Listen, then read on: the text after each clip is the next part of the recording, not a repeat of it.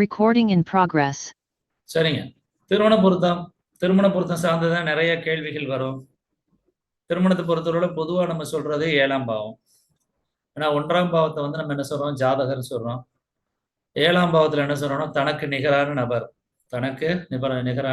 தனக்கு சமமான நபர், தன்னுடைய துணைவி, தன்னுடைய கணவர், ஓகேங்களா, எல்லாமே பார்த்தீங்கன்னா 7ஆம் பாவத்துல வருது. 7ஆம் பாவத்தை பொறுத்தவரை நம்ம என்ன சொல்றோம்னா விட்டு கொடுத்தல், சமூகத்தில் கிடைக்கக்கூடிய அங்கீகாரம். எப்போதுமே பார்த்தீங்கன்னா என்ன சொல்லுவாங்கன்னா, கிராமங்களில் அவனுக்கு ஒரு கால் கட்டு போட்டால் போதும், சுற்றிக்கிட்டே தர்றான்ல, அவனுக்குன்னு ஒருத்தி வந்துட்டான்னா அவன் எல்லாம் திருந்திடுவான்ட்டு ஒரு ஒரு ஒரு வழக்கமான சொல் இருக்கும். நீங்கள் பார்த்துருப்பீங்க. இந்த 7ஆம் பாவங்கிறது எப்போதுமே பார்த்தீங்கன்னா ஒரு மனிதனை வந்து பார்த்தீங்கன்னா சமூகத்தில் ஒரு மதிப்பையும் மரியாதையும் கொடுக்கக்கூடிய பாவம் வந்து 7ஆம் பாவம். அந்த 7ஆம் பாவத்தில் தான் கொண்டு என்ன வச்சுருக்கோம்னா திருமணம் அப்படிங்கிறத வச்சுருக்காங்க. திருமணத்தை பொறுத்தவரையில் நம்ம மெயினாக பார்க்க வேண்டியது, ஃபர்ஸ்ட் நம்ம என்ன சொல்றோம், 1ஆம் பாவத்துல ஃபர்ஸ்ட் நம்ம பார்க்குறோம். ஏன்னா 2 பேருடைய ஜாதகர் எப்படிப்பட்ட நபர்கள். நீங்க எப்போதுமே ஜாதகம் பார்க்கும்போது நேத்தே சொன்னது மாதிரி ஆண் ஜாதகம், பெண் ஜாதகம். ஆண் ஜாதகம் உங்களுக்கு வந்துச்சுன்னா நம்ம ஆணுக்கு ஃபேவரா பார்ப்போம். பெண் ஜாதகம் உங்கள்கிட்ட வந்துச்சுன்னா பெண்ணுக்கு ஃபேவரா நம்ம பார்ப்போம். நான் ஏற்கனவே கூட திருமண பொருத்தம் சம்பந்தப்பட்ட விஷயத்துல நான் ஏற்கனவே ஒரு வார்த்தை சொல்லியிருப்பேன். அது எப்படிடா அப்படின்னு சொல்லிட்டு ஆர்கியூமெண்டே வந்தது. ஆக்சுவலா வந்து பாத்தீங்கன்னா அவருடைய அவருடைய ரிலேஷன், அதாவது அக்கா பையனுக்கு வந்து பார்த்தீங்கன்னா ஒரு சிங்கப்பூர்ல இருக்காரு. வந்து வரன் வந்து பொருத்தம் பார்க்கணும் அப்படிங்கிறாங்க.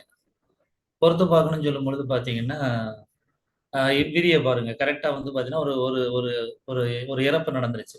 அதனால அவர் வர முடியல. அந்த ஜாதகம் வந்து என்னால் பார்க்க முடியல. கொஞ்ச நாள் கழிச்சு வந்து பார்த்தீங்கன்னா சரிங்க, அவர் உறவினர் தான், அக்கா மாப்பிள்ள ஒருத்தர் வந்து என்ன செய்யறாருன்னா அவர் வந்து ஒரு ஜாதகத்தை கொடுக்குறாரு. கொடுக்கும் பொழுது அந்த பொண்ணு வந்து பார்த்தீங்கன்னா பிஇ முடிச்சிருக்கு. அந்த ஜாதகத்தை பார்க்குறேன். இந்த 2 ஜாதகமே கொடுக்குறாங்க. இந்த முதல் ஜாதகம் வந்து பார்த்தீங்கன்னா அந்த ஏற்கனவே அந்த பையன் பார்க்க வந்த ஜாதகம் தான் கொண்டாந்து கொடுக்குறாங்க. இப்போ கொடுக்கையில நான் என்ன சொல்றேன்னா, இல்லைங்க இது இந்த பொருத்தம் சுத்தமாகவே இல்லைங்க, இந்த பொண்ணுக்கு இந்த பையனுக்கு சுத்தமாகவே இல்லைங்க அப்படிங்கிறான். அப்போ அந்த பையன் வந்து கேட்குறான், டே நீ முதல்ல உண்மையிலேயே இந்த ஜாதகம் கொண்டாந்து அந்த பொண்ணு நல்ல பொண்ணு, நான் கண்டிப்பாக என்ன பண்ணியிருப்பேனா, சரி இந்த பையனுக்கு வந்து எப்படியாவது, இல்லடா சின்ன வயசுல இருந்தே அவர் 2 பேரும் பேசினதுரா, அந்த பொண்ணுக்கு அந்த மாப்பிள்ளையும் பேசினாரா, பொண்ணுக்கு வந்து அம்மா இல்லை, சார் பையனுக்கு அம்மா இல்லை, அதனால வந்துக்கிட்டு இந்த பொண்ணு தான் சொல்லிட்டு ஏற்கனவே பேசுறதுடா, சொந்த அக்கா மகளோ ஏதோ சொல்றாப்புல. இல்லைடா நீ முதல்ல கொடுத்துருந்தா கூட அது நல்ல ஜாதகம் அப்படின்னு சொல்லிட்டு ஃபிட் பண்ணி வந்திருக்கலாம். அவங்க கொண்டாந்து கொடுத்ததுக்கு பின்னாடி நீ வந்து சொல்ற எனக்கு வந்து மேட்சிங்கிறது யாரு எங்கிட்ட கொடுக்குறாங்களோ கொடுக்கறத வச்சு தப்பா மேட்ச் பண்ண முடியும். ஏன்னா வரனை பொறுத்தளவுல வந்து பாத்தீங்கன்னா எப்படி நாங்க முதல்ல பார்ப்போம்னா வரக்கூடிய வரனுக்கு இது சரியா வருமானு தான் பார்ப்போம். ஒருத்தர் வந்து உங்கள்கிட்ட வரம் கொடுக்குறாங்கன்னா இன்னொரு ஜாதகம் கொடுக்குறவங்க வந்து அது யார் வேணாலும் இருக்கலாம், அது தேர்ட் பார்ட்டியா இருக்கும் உங்களுக்கு. இப்ப நீங்க என்ன நினைப்பீங்கன்னா உங்களுடைய கிளைண்ட்டை பொறுத்தளவுல உங்களுக்கு முதல்ல வந்த வரன் தான், அந்த வரனை பொறுத்தளவு இது பொருத்தமா இருக்குமா அப்படின்னு தான் பார்ப்போம். பொருத்தமா இருக்குமா அப்படின்னு பார்க்கையில இந்த பையன் வந்து சிங்கப்பூர்ல இருக்காப்புல, படிச்சது வந்து 8th 10th தான் படிச்சிருக்காப்புல, அந்த பொண்ணு பிஇ முடிச்சிருக்கு. கடைசியில பாத்தீங்கன்னா இந்த சொந்தத்துல விட்டு கொடுக்க கூடாது அப்படிங்கிறதுக்காக வந்து மேரேஜ் பண்ணணும் அப்படிங்கும்போது அந்த பொண்ணுக்கு சுத்தமா விருப்பமே இல்லை. திருமண பொருத்தம் சொல்லி பார்த்த பின்னாடி நானே சொல்றேன், இல்லைங்க பொருத்தமே இல்லைங்க. இந்த ஆக்சுவலா பாத்தீங்கன்னா ஏன்னா அந்த பையனுக்கு வந்து பாத்தீங்கன்னா ஏஜ் ரொம்ப டிஃபரெண்ட் இருக்கு. சுக்கரன் வந்து வீக்கா இருக்குன்னு வச்சுக்கோங்களேன், சுக்கரன் வீக்கா இருக்கு. அதனால வந்து என்ன சொல்றாங்க, அந்த பொண்ணு மறுபடியும் என்ன செய்யுதுன்னா லா படிக்கலாம் கேட்குறாங்க, லா படிக்க சொல்லிட்டு இப்போ லாயர் ஆயிடுச்சுன்னு வச்சுக்கிறேங்க. காரணம் என்ன, இந்த மாதிரிலாம் நிறைய, அதாவது விதி பிரகாரம் என்ன நடக்கணுமோ உங்களுக்கு யார் வர்றாங்களோ அவங்களுக்கு தான் நீங்க எப்போதுமே ஃபேவரா பார்ப்பீங்க. ஒருவேளை இந்த மாதிரி 2மே இந்த தெரிஞ்ச ஜாதகம் தான் வந்து வச்சுக்கிறேங்க, உள்ளதை உடச்சி சொல்லி இதுதான் பிரச்சனை, நாளைக்கு மன ரீதியா ஒத்து போகாதனால இந்த மாதிரிலாம் பிரச்சனைகள் வருது, இந்த மாதிரிலாம் பிரச்சனை இருக்கனால இதெல்லாம் சொல்லி நேற்றே சொல்லிட்டாலே அதெல்லாம் உடச்சி சொல்லி அதுக்கு பின்னாடி வேணா நீங்க வந்துக்கிட்டு அதுக்கு ஒத்துக்கிறீங்க. மற்றபடி வந்துட்டு பார்த்தீங்கன்னா சரிங்க, இல்லை மறைச்சி சொல்லுவோம், இதை கொஞ்சம் ஒழிச்சு சொல்லுவோம் அப்படிங்கிறதெல்லாம் இந்த விஷயத்துல, அதாவது நேரடியாக ஜாதகம் பார்க்கும்போது வேற. நேரடியாக ஜாதகம் பார்க்கும்போது நான் கூட 6ஆம் வீட்டுல சூரியன் உட்கார்ந்துருந்தது, மூல நட்சத்திரம் 12. இந்த மூல நட்சத்திரம் வந்து கேது நட்சத்திரத்திலே வந்து பார்த்தீங்கன்னா இருக்கையிலேயே மூல நட்சத்திரங்கிறது ரொம்ப உங்களுக்கே தெரியும், அது நல்லா இருந்தால் பயங்கரமான அறிவை கொடுக்கும், கெட்டு போச்சுன்னா சரி அது பயங்கரமான தீமையை கொடுக்கும். ஏன்னா அதனாலதான் மூல நட்சத்திரக்காரங்களுக்கு பொதுவாக என்ன சொல்லுவாங்கன்னா இந்த பொண்ணு கொடுக்க மாட்டேன்னு சொல்றது, இந்த மாதிரி நிறைய விஷயங்கள் வந்து இந்த மூல நட்சத்திரத்துக்கு ஒண்ணு. இன்னொன்று ஏன் உடம்பு ஹீட்டாக இருக்கான்னு கேட்டேன்னா 6ஆம் வீட்டில் இருக்கக்கூடிய சூரியனை வச்சு நான் கேட்கல. 8ஆம் வீட்டு சூரியன் பார்த்தீங்கன்னா 8ஆம் வீட்டு சந்திரன் பார்த்தீங்கன்னா அஸ்த நட்சத்திரம் வச்சு நடத்திட்டு இருக்கு. 8லயே சந்திரன் அஸ்தத்தில் வச்சு நடத்துது. அஸ்தத்தில் வச்சு நடத்தினா என்னாங்கன்னா யூரின் ஹீட்டாக போகும். ஏன்னா சூரியன் வேற 6ஆம் வீட்டில் உட்காந்துருக்கு. அப்ப கேதுடைய தொடர்பு நம்ம இன்னும் பார்க்கல. கேது வந்து எப்படி, அதாவது மூல நட்சத்திரத்துல இருந்து எப்படி நம்ம உள்முனை தொடர்பு பார்த்துட்டோம்னு வச்சுக்கோங்க, கரெக்டா கண்டுபிடிச்சிடலாம். என்ன ரீசன், ஏன் சின்ன வயசுலயே வந்து அவருக்கு புதன் தொடர்பு கொண்டு புதனுக்கு அடுத்து கேது வருது. இளமையில இருந்தே ஆபரேஷன் சார், கண்ணுல பிரச்சனை சார் அப்படிங்கிறாரு. அது போக வந்துட்டு பாத்தீங்கன்னா 8ஆம் வீட்லயே சந்திரன். நீங்க என்னெல்லாம் சூரியனுக்கு எடுக்கிறீங்களோ அதையெல்லாம் அஸ்தத்துக்கு எடுத்துக்கலாம். என்னெல்லாம் சந்திரனுக்கு எடுக்கிறீங்களோ அதெல்லாம் மிருகசீரடத்துக்கு எடுத்துக்கலாம். நல்லா புரிஞ்சுக்கிறீங்க.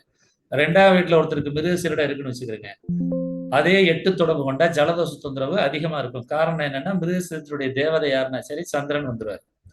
அதே மாதிரி 2ஆம் வீட்டுல அஸ்த நட்சத்திரம் இருக்குன்னு வச்சுக்கிறீங்க, கெட்டு போயிருச்சுன்னு வச்சுக்கிறீங்க, கண்ணாடி போட்டிருப்பாரு. ஏன்னா அதனுடைய அதி தேவதை வந்து பாத்தீங்கன்னா உங்களுக்கு சூரியன் வந்துருவாரு. அதனாலதான் எப்போதுமே என்ன சொல்றேன்னா, ஒரு ஒரு பிளானெட்டை எடுக்கும் பொழுதே அதனுடைய தேவதையை பாருங்க அப்படின்னு ஏன் சொல்றேன்னா, அந்த தேவதைக்கு அந்த பவர் உண்டு. அஸ்த நட்சத்திரம் நீங்க நான் நிறைய தடவை சொல்லியிருப்பேன், அஸ்த நட்சத்திரம் மட்டும் ஒரு தைரியமான பிளானெட். சந்திரன்ல எப்போதுமே என்ன சொல்லுவோம்னா, அதிகமாக செக்ஸை விரும்புகிற ஸ்டார் வந்து ரோஹிணி, நல்ல பாம்பு. அதிகமாக ரசிக்கிறது, அதிகமாக வந்து பார்த்தீங்கன்னா ஸ்பரிச சுகத்தை விரும்புறது, இதுல வந்து பார்த்தீங்கன்னா ரோஹிணி. ரோஹிணிக்கு வந்து நீங்க வந்து தொடர்புகள் பார்க்கணும்னு அவசியம் இல்லை. நிறைய கிரகங்கள் வந்து 5, 9, 7, 11 வந்துச்சுன்னா ஸ்பரிச சுகத்தை அதிகமாக விரும்பும். அதுக்கடுத்து பார்த்தீங்கன்னா சரிங்க, இந்த அஸ்த நட்சத்திரம் வந்து பார்த்தீங்கன்னா ரொம்ப பஞ்சாயத்து வரையும் முடியும். கட்ட பஞ்சாயத்துலாம் பண்ணுவாங்க அஸ்த நட்சத்திரம். நீங்க அஸ்த நட்சத்திரம் லேசா நினைச்சிட வேண்டாம். கட்ட பஞ்சாயத்து பண்றவங்க, அடிதடி பண்றவங்க, பெரிய லெவல்ல மிலிட்டரியில மேஜரா இருக்கவங்க. எனக்கு இது எப்படி அனுபவம் கிடைச்சதுன்னா, ஒரு தடவை ஒரு மிலிட்டரியில பெரிய மேஜர். ஏன்னா நான் ஆரம்ப காலங்கள்ல இந்த சந்திரன்னா சந்திரனை பயப்படுறதில்ல பயப்படுறதுன்னு சொல்லிட்டு இந்த மாதிரி சொல்லும்போது, இல்ல சார் அதெல்லாம் நான் அப்படி பண்ணி அப்படி பண்ணி அதே மாதிரி இன்னும் ஒரு 2, 3 ஸ்டார் அஸ்தத்துல பார்க்கும்போது, ஏன்னா அனுபவம் தான் உங்களுக்கு வந்து பார்த்தீங்கன்னா படிப்பினையை கற்றுக் கொடுக்கும். அப்ப அஸ்தங்கிறது வித்தியாசமா சூரியன் மாதிரியே வேலை செய்யுது.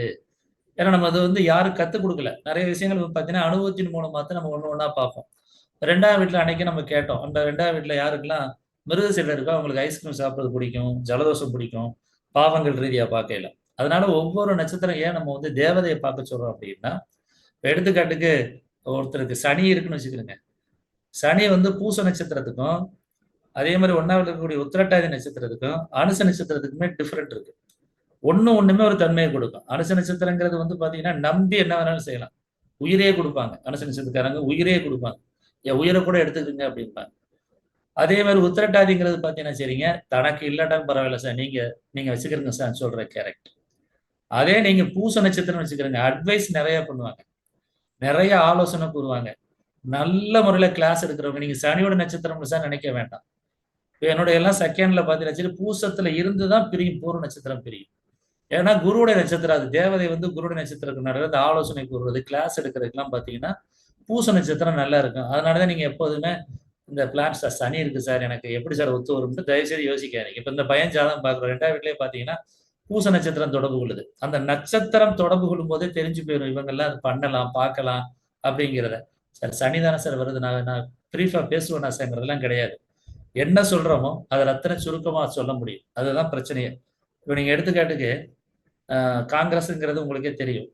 இந்தியாவில் வந்து பார்த்தீங்கன்னா சுதந்திரம் வாங்கி கொடுத்தா சொல்லுவாங்க, பெரிய பெரிய பண்ணையாரில் இருக்கக்கூடிய கட்சி. ஏன்னா அந்த காலத்துல வந்து சுதந்திரத்துக்காக போராடின ஊரை பார்த்தீங்கன்னா சரிங்க, நேர்மையா இருப்பாங்க, நியாயமா இருப்பாங்க, பெரிய பெரிய பண்ணையாரில் இருப்பாங்க. அதை ஒரே ஒரு நபர், ஒரு ஆசிரியர் அண்ணாதுரைங்கிறது பார்த்தீங்கன்னா தன்னுடைய பேச்சு திறமை மூலமா பார்த்தீங்கன்னா கம்ப்ளீட்டா மாத்தி கொடுத்தாரு. ஒரு ஒரு நபருடைய தனிப்பட்ட நபருடைய பேச்சு திறனால பார்த்தீங்கன்னா அப்படியே திராவிட கட்சி அப்படின்னு சொல்லி திராவிட கட்சியில இருந்து அப்படியே பிரிஞ்சு திமுக அப்படின்னு சொல்லிட்டு ஒரு கட்சி ஆரம்பிச்சு, அதனாலதான் பாத்தீங்கன்னா நிறைய ஆசிரியர்கள் ஃபுல்லா பாத்தீங்கன்னா திமுக தான் இருப்பாங்க. ஆசிரியர் ஃபுல்லா பாத்தீங்கன்னா ஒரு ஆசிரியர் வந்து தமிழ்நாட்டை ஒரு எழுச்சியை உண்டு பண்றாரு மாதிரி ஒவ்வொருத்தருக்குமே பாத்தீங்கன்னா சரிங்க, அந்த தொழில், அந்த ஆசிரியர் தொழிலை வந்து செய்யறதுக்கு வந்து பாத்தீங்கன்னா குருவுடைய நட்சத்திரம் தான் இருக்கணும்னு அவசியம் இல்லை. லக்ன பாவத்துல பார்த்தோம், குருட நட்சத்திரம் தான். போராட்டாதி இருக்கு. இப்ப போராட்டாதின்னு பார்த்தோன்னு தெரிஞ்சு போயிடும், பையன் வந்து தைரியமான பையன், பயப்பட தேவையில்லை. ஏன்னா ஒரு விஷயத்த வந்து சிங்கம், ஆண் சிங்கத்துக்கு நட்சத்திரம் இருக்காப்புல.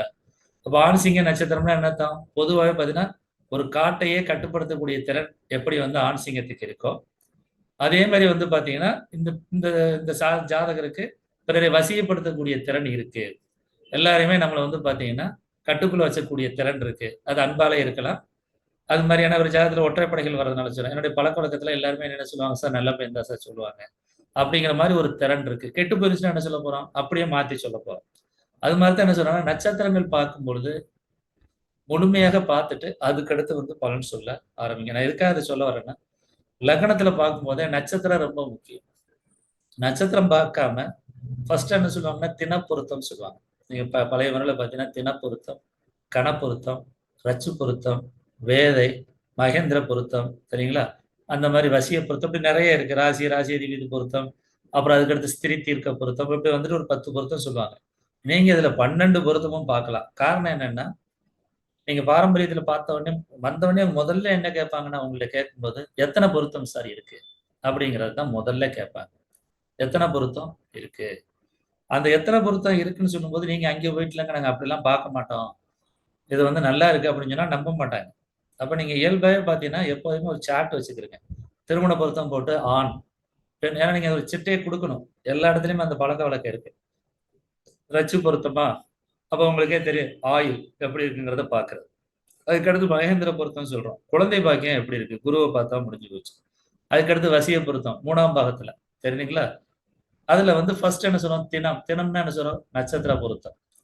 நட்சத்திர பொருத்தத்தை வச்சுட்டு தான் இன்னைக்கு நிறைய பேர் என்ன சொல்றாங்கன்னா, இதுக்கு பொருத்தம் இல்ல, அதுக்கு பொருத்தம் இல்ல அப்படின்னு சொல்றது காரணம். நட்சத்திர பொருத்தம் வந்து எல்லாருமே ஒரு புக்ல கையில வச்சுக்கிட்டு, ஜென்ரலா பார்க்கிறது. பாரம்பரியத்துல ஜென்ரலா பார்க்கிறது.